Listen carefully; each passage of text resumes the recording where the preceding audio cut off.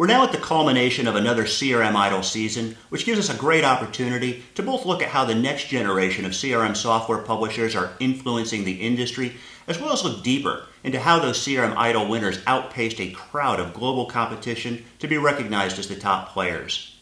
CRM Idol offers a classic business lesson in what the most successful emerging growth technology companies do differently than their peers.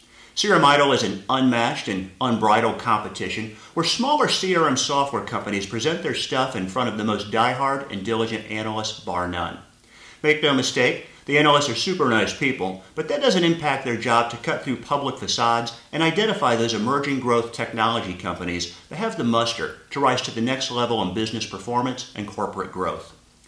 To find out what the most impressive CRM Idol candidates had in common, so other business leaders can take note and maybe heed those lessons to better their own businesses, I reached out to the primary judges and the founder of CRM Idol, Paul Greenberg.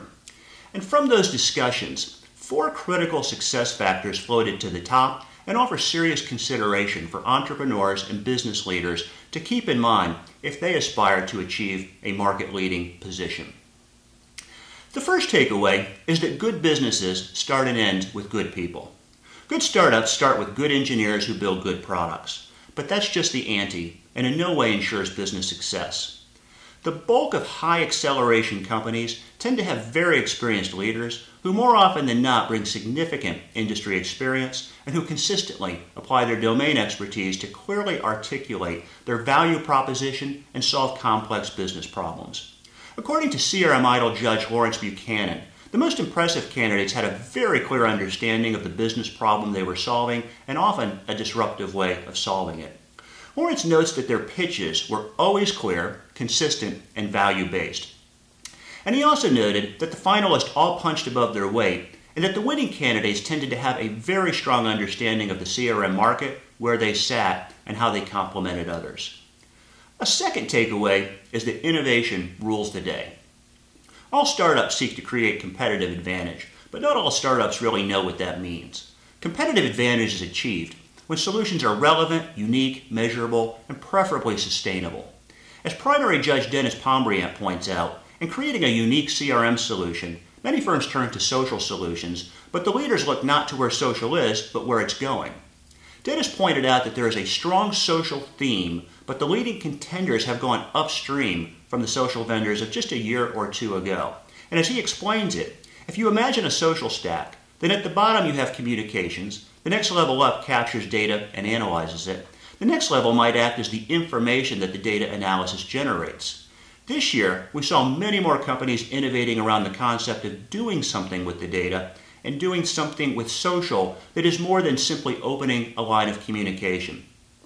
This is important because the communication level alone makes social little more than an interesting curiosity. The next levels up provide practical business value and were often capitalized on by the top contenders. The third takeaway is that marketing matters, or as many say in a different way, if you're not found, you're not relevant.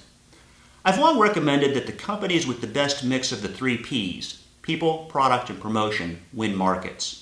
You don't need to necessarily be the best in any one of the Ps, but miss any one and you miss the boat. I've also found that entrepreneurial technology leaders often fail to recognize the criticality of the third P, promotion. They assume if you build a great product, the business will win, so they allocate the bulk of their limited budget to R&D and product development. That's naive thinking. In fact, Paul Greenberg calls it the Uber flaw and counts many engineering-oriented business founders who are overtly product-focused and without recognition for the criticality of messaging and marketing, essentially believing, build it and they will come. But as Paul shares, the top business leaders and CRM Idol contestants create messaging that is clear, business-focused, outcomes-based, and amplified. CRM Idol judge Esteban Kolsky shared with me, it's not all about technologies and data sheets. It's about how well the message and go-to-market strategy was carried out, identifying the right segment, producing the appropriate message for that segment, testing and retesting, and using lessons learned to improve the messaging further. And Esteban noted that the vendors that did well are the ones that succeeded at becoming differentiated from the crowd. This may come as a shocker to several company founders, but the most successful technology companies spend more on promotion than they do on product development.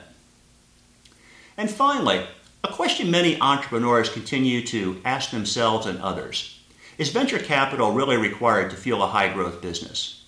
Venture capital fuels company growth, but isn't required to build a great company. In fact, where the most successful ventures often offer value is with the synergistic combination of money and advice. Company founders often feel alone. They have few independent and expert resources to call on. Venture capitalists are generally proven business practitioners that can spare entrepreneurs from making the same mistakes they've already made in prior ventures. For the founder that doesn't want to give up equity or control, consider assembling a board of directors that will provide counsel when requested and push the CEO and executive team further than they may otherwise push themselves in terms of advancing the business. One caution though: if you assemble expert governors and fail to truly consider their advice or fail to rise to your potential, they won't stick around long. CRM Idol is a microcosm of the CRM technology industry as well as the broader technology marketplace. The lessons demonstrated by the winners, as well as those that fail to achieve their potential, serve as real-world reminder and recommendation to every company founder, startup CEO, and emerging growth business leader that aspires to create the next great technology company. And those that learn from their peers will clearly traverse their business journey in an accelerated and more predictable manner.